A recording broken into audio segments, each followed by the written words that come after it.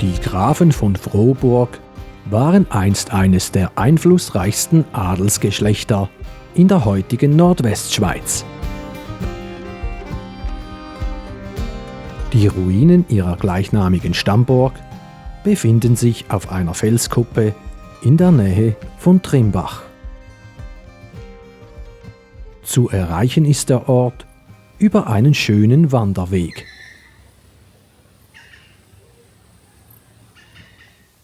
Hier treffen wir den Archäologen Fabio Tortoli. Gemeinsam mit ihm begeben wir uns auf Spurensuche, um die Geschichte der einst mächtigen Burganlage zu ergründen. Die Frohburg ist eine der wichtigsten und besterforschten Burgen im Kanton Solothurn. Sie ist aber auch ein beliebtes Ausflugsziel in der Region Olten und Basel. Man hat hier nämlich einen wunderbaren Rundumblick von den Alpen übers Mittelland und den Jura bis hin zu den Vogesen und zum Schwarzwald.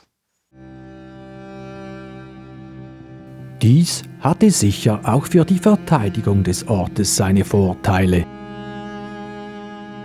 Und wie archäologische Untersuchungen zeigen, waren die Frohburger nicht die ersten, welche an diesem Ort siedelten. Die ältesten Funde aus der Frohburg stammen aus der Jungsteinzeit. In den ältesten Schichten kamen verschiedene Scherben von Kochtöpfen zum Vorschein, die ein Alter von etwa 6000 Jahren aufweisen. Doch auch in der Bronzezeit, der Eisenzeit und der spätrömischen Ära wurde der Platz genutzt. Von 260 bis 350 nach Christus stand dort vermutlich ein größerer römischer Gebäudekomplex, der als Rückzugsort für die Bevölkerung der umliegenden Gutshöfe diente.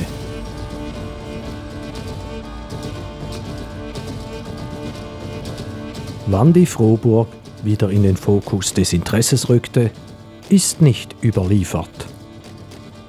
Doch die ernsthafte Erforschung des Ortes begann Anfang des 20. Jahrhunderts. Die erste archäologische Untersuchung auf der Frohburg fand im Jahr 1907 statt. Damals untersuchte der bekannte Burgenforscher Walter Merz die Anlage und es ging ihm vor allem darum, die Anlage zu vermessen und einen Grundrissplan zu erstellen. 1937 wurde eine weitere Grabung in Angriff genommen. Dabei legte man Abschnitte des südlichen Teils der Frohburg frei. Unter den gefundenen Artefakten befand sich unter anderem eine Pfennigmünze aus dem Jahre 1265. Das ambitionierte Projekt musste 1940 aufgrund diverser Schwierigkeiten jedoch vorzeitig beendet werden. Teile des Mauerwerks blieben unkonserviert der Witterung ausgesetzt.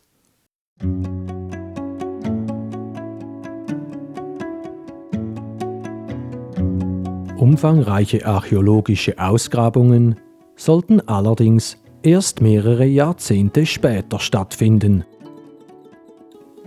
Jakob Obrecht ist einer der profiliertesten Ausgrabungsleiter und Berater für die Sanierung von Burgruinen.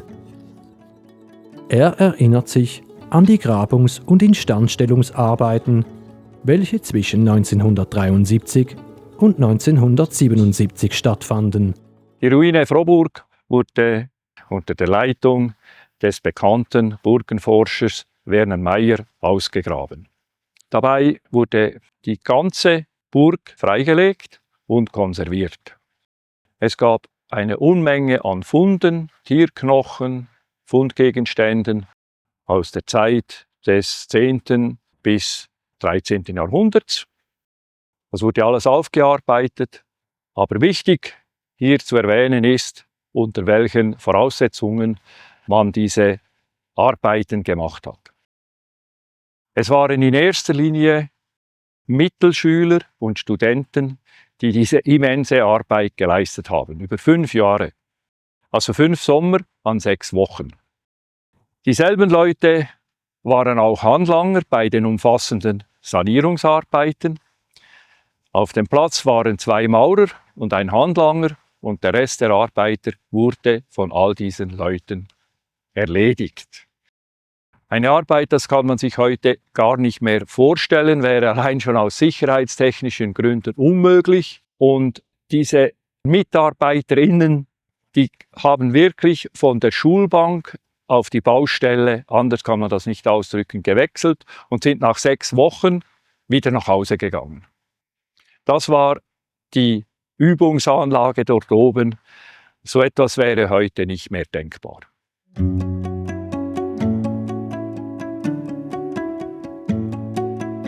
Mit dem Fortschreiten der Untersuchungen wurden die beeindruckenden Ausmaße der Burganlage immer klarer. Fest steht, die Wehranlage wurde über die Jahrhunderte ihres Bestehens mehrmals umgebaut und vergrößert. Archäologisch ließen sich verschiedene Bauphasen nachweisen, welche vom 9. bis zum 13. Jahrhundert reichen. Die älteste Struktur der mittelalterlichen Burg ist ein Grubenhaus aus dem 9. Jahrhundert. Daneben kamen auch einige Scherben zum Vorschein von Kochtöpfen, die in diese Zeit datieren. Nach der Beendigung der Grabungs- und Konservierungsarbeiten entstand eine Rekonstruktionszeichnung der Burg. Anhand dieser wurde ein Modell angefertigt, welches die mächtige Anlage in ihrer Blütezeit zeigt. Doch die Ursprünge der Frohburg liegen aufgrund der Befunde wohl in der Zeit der Karolinger.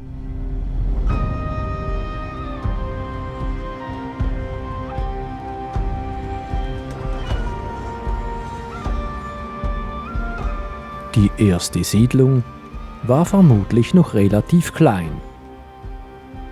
Im Laufe des 10. Jahrhunderts entwickelte sich daraus eine Befestigung, welche aus einfachen Holzhäusern bestand, geschützt vermutlich nur durch eine Palisade oder eine Trockenmauer.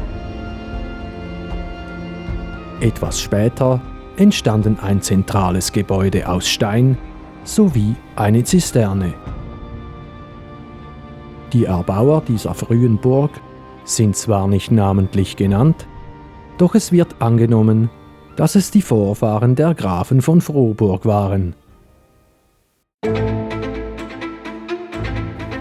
Die mehr als 10.000 entdeckten, teils außergewöhnlichen Artefakte geben einen plastischen Einblick in das Leben auf einer mittelalterlichen Burg. Eine Auswahl davon ist im Archäologischen Museum in Olten ausgestellt. Ein toller Fund ist dieser Kupferkessel hier. Er stammt nämlich aus einer Zisterne und diente wohl, um Wasser aus dem Brunnen zu schöpfen. Was Alltagsgegenstände anbelangt, ist auch dieses Siebgefäß bemerkenswert. Auch mehrere Messergriffe kamen bei den Ausgrabungen ans Tageslicht. Und man fand diverse Werkzeuge wie eine Hacke oder eine Bügelschere. Auf der Frohburg waren verschiedene Handwerker im Einsatz. Zum Beispiel die Knochenschnitzer. Davon haben wir verschiedene Abfälle von Knochen und Hirschgeweihstücken und auch Halbfabrikate, Rohlinge und zum Teil auch fertige Objekte. Dazu gehörten unter anderem auch mehrere Flöten.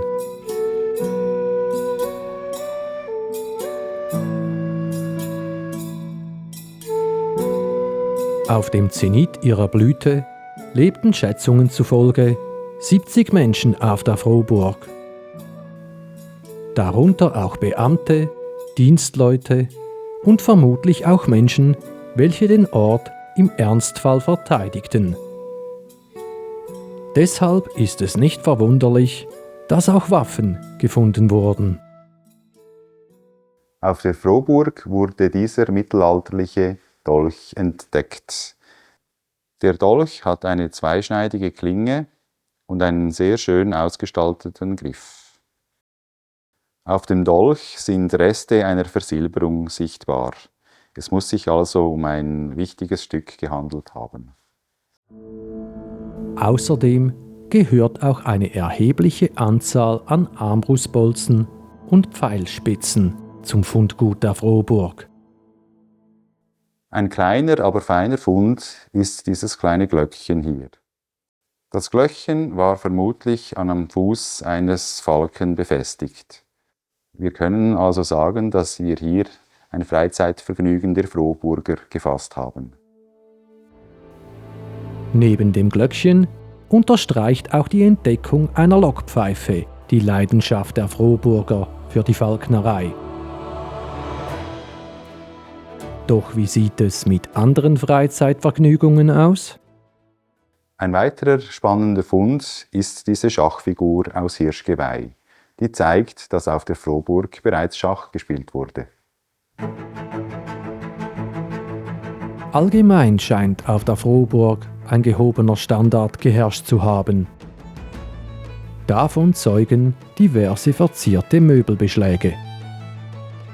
Und nicht zuletzt auch mehrere Schmuckfunde, wie ein Anhänger und ein Ring.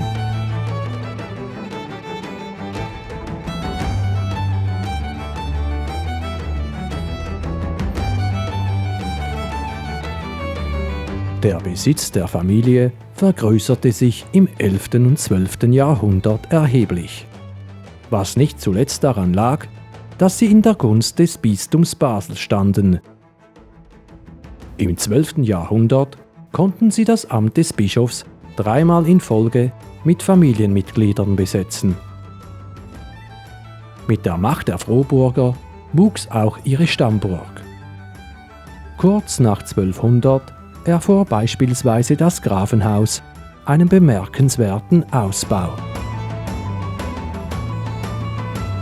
Mitte des 12. Jahrhunderts entstand eine mächtige Schildmauer. Auch der Halsgraben wurde verbreitert.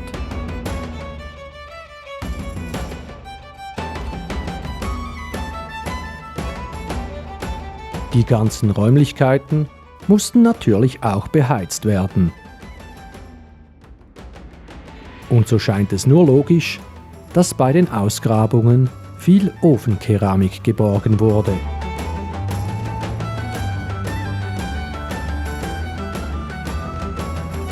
Die Grafen gründeten im 12. und 13. Jahrhundert mehrere Städte, zum Beispiel Zoffingen, Liestal und Olten, um nur einige zu nennen.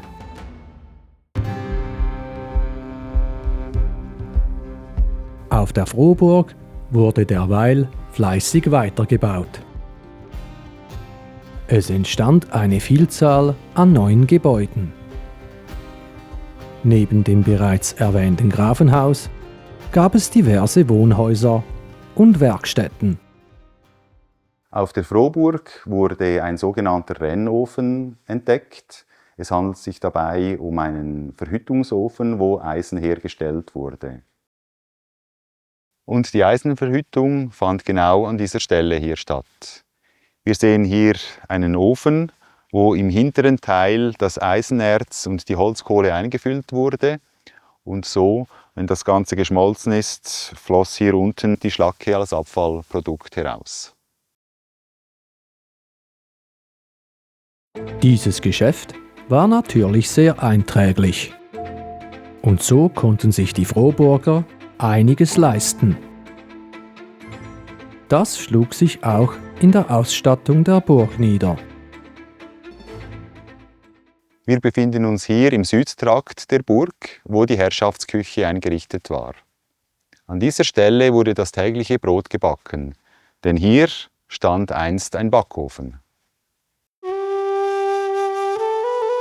Eine weitere äußerst wichtige Sache auf einer Burg war auch die Wasserversorgung. Heute ist hier eine Feuerstelle eingerichtet. Im Mittelalter aber diente diese Struktur als Zisterne. Es ist aber nicht die einzige. Brauchte eine Burg dieser Größe also gleich mehrere Zisternen? Auf der Frohburg gab es insgesamt 3 Zisternen, die jedoch nicht zur gleichen Zeit in Betrieb waren. Diese Zisterne hier ist sehr speziell. In einer ersten Phase wurde diese Zisterne als Tankzisterne genutzt. Das ist für unsere Region nicht typisch, sondern das stammt eher aus dem mediterranen Raum. Dabei wurde ein Gewölbe aufgebaut, wo das Wasser gesammelt wurde. Und erst in einem zweiten Schritt wurde diese Anlage als Filterzisterne genutzt. Das bedeutet, dass man das ehemalige Gewölbe mit Sand und Kalksteinen aufgefüllt hat und in der Mitte richtete man einen Schöpfschacht ein, wo man das Wasser hinaufziehen konnte.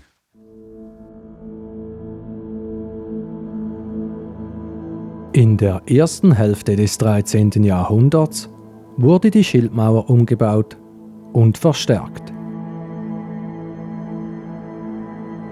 Dadurch war die Frohburg auf der Angriffsseite noch besser geschützt.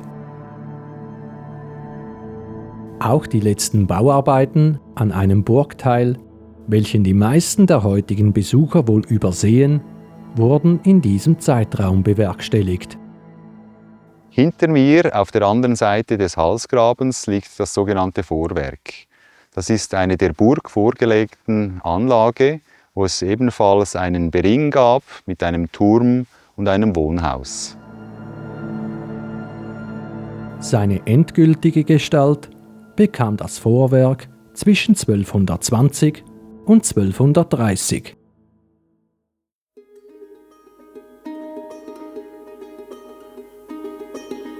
Die Zeichen standen immer noch auf Wohlstand, was sich auch archäologisch belegen lässt. Beispielsweise durch gefundene Bleiruten und buntes, verziertes Fensterglas. Darüber hinaus gibt es auch Hinweise auf mögliche festliche Aktivitäten. Ich stehe hier im nördlichen Teil des Innenhofs kurz vor der Schildmauer. An dieser Stelle wurden auffällig viele Geschossspitzen mit verkrümmter Spitze gefunden. Überlegungen gehen in diese Richtung, dass hier vielleicht im Spätmittelalter Schießwettbewerbe durchgeführt wurden, weil die Distanz zwischen Schildmauer und dem Südtrakt etwa 60 Meter beträgt und das würde genau etwa solch einem Schießwettbewerb Distanz entsprechen.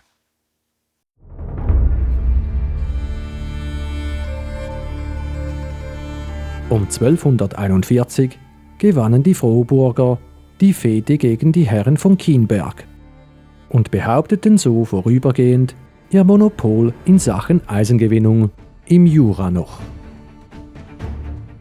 Doch danach begann dieses zu bröckeln. Die Frohburg verlor langsam aber sicher ihre Bedeutung. Lag sie doch zu abgelegen. Bis 1250 war sie noch Hauptsitz der Familie.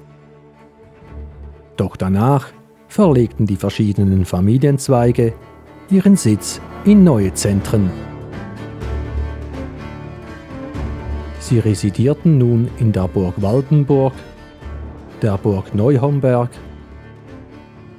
und auf dem Wartenberg bei Muttenz. Die Stammburg wurde fortan nur noch von Dienstleuten verwaltet. Trotz der nicht allzu rosigen Umstände gab es nochmals bauliche Veränderungen an der Burg.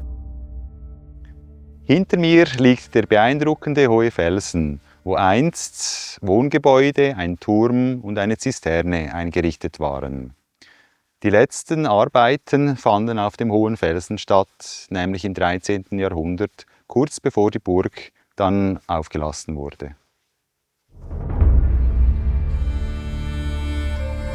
Langsam aber sicher begann der Niedergang der einst mächtigen Wehranlage. Um 1307 verkaufte Graf Ludwig V. von Frohburg seinen Teil der Anlage an Graf Rudolf II. Von Nidau. 2 Jahre später diente sie für kurze Zeit als Zufluchtsort für die Mörder von König Albrecht von Habsburg.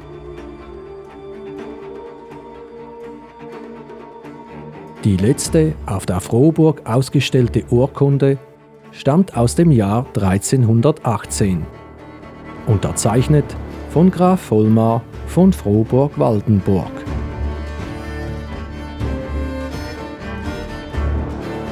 Doch wann wurde die Burg wirklich verlassen und dem Verfall preisgegeben? Aufgrund der archäologischen Forschungsergebnisse geschah dies wohl zwischen 1320 und 1340.